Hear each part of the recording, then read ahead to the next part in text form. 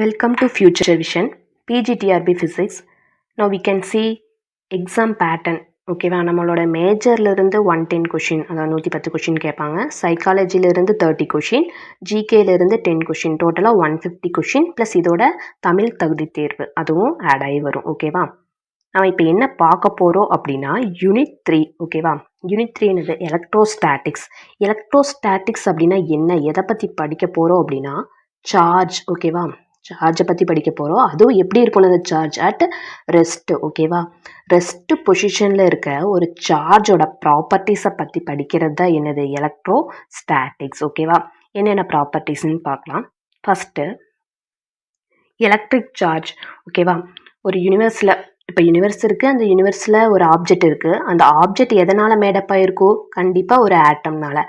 ஆட்டம் அப்படின்னா proton, neutron, electron என்னது, அதை சுற்றி ரிவால்வ் ஆகிட்டுருக்கும். ஓகேங்களா, இப்போது number of proton gets positive charge. அப்போ number of proton equal to number of electron gets negative charge. ஓகேவா, இப்போ ஒரு பார்ட்டிக்கல் அப்படின்னு எடுத்துக்கிட்டோன்னா அதுக்கு என்னது, ஒரு மாஸ் இருக்கும், அதுக்கான ஒரு ப்ராப்பர்ட்டி இருக்கும். நாம் இப்போ இங்கே பார்க்க போகிறது என்ன அப்படின்னா எலக்ட்ரிக் சார்ஜ். ஓகேவா, அந்த எலக்ட்ரிக் சார்ஜுக்கும் என்னது, ஒரு ஃபண்டமெண்டல் ப்ராப்பர்ட்டிஸ் இருக்குது. ஓகேவா, அப்போது சார்ஜோட எஸ்ஐ யூனிட் என்ன அப்படின்னு பார்த்தோம்னா கூலும். இதை வந்து சி அப்படின்னு சொல்லலாம். ஓகேங்களா, இப்போது அடிட்டிவிட்டி ஆஃப் சார்ஜ் அப்படின்னா என்னன்னு பார்க்கலாம்.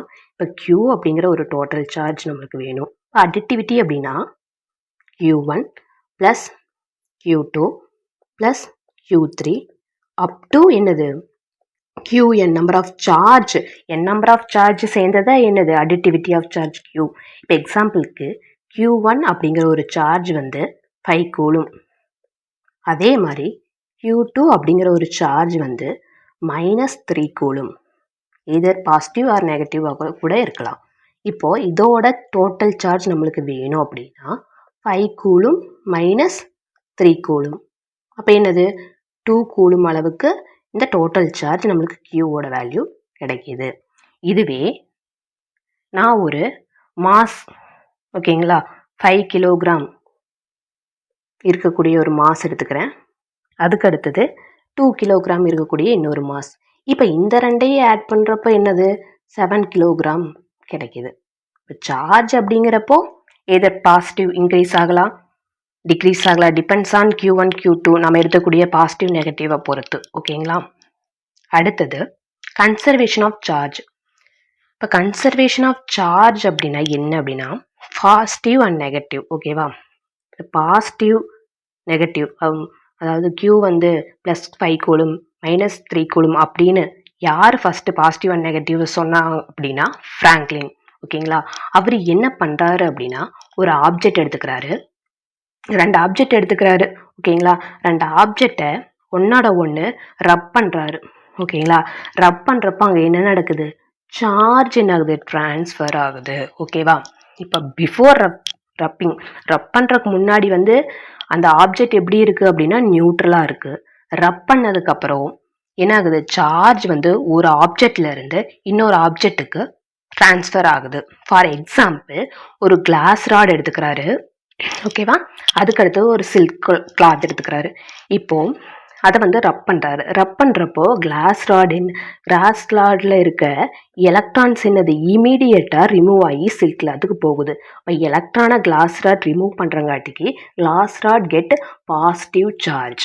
ஓகேவா, அதுக்கப்புறம் இந்த சில்க் கிளாத் என்ன பண்ணுது, கிளாஸ் ராட் கிட்ட இருந்து எலக்ட்ரானை வாங்கிக்குது. So silk cloth becomes negative charge. ஓகேவா, அப்போ டோட்டல் சார்ஜ் எப்படி இருக்குது, யூனிவர்சல் கான்ஸ்டன்ட் தான்.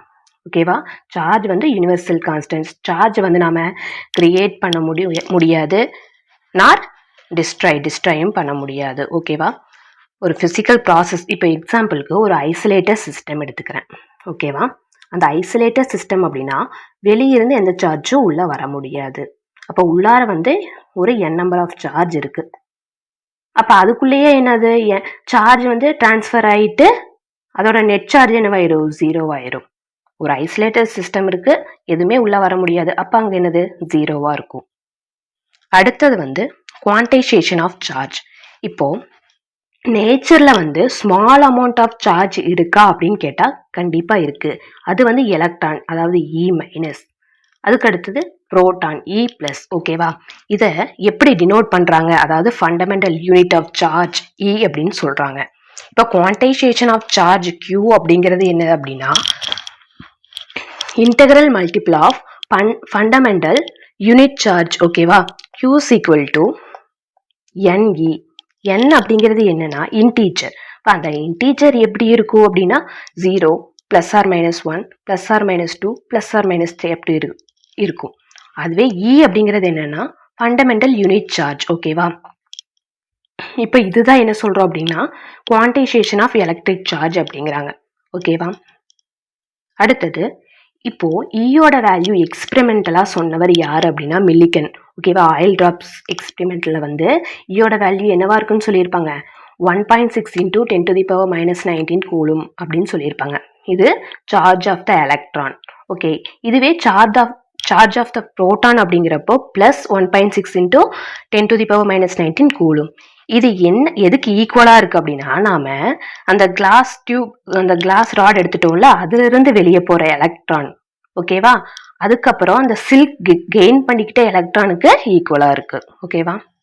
Future Vision Study Center, 2nd floor, AVK Maruti Plaza, opposite Hotel Lakshmi Prakash, SKS Hospital Road, New Bus Stand, Salem 4. For contact 90420 30163 and web address www.futurevision.ias.com.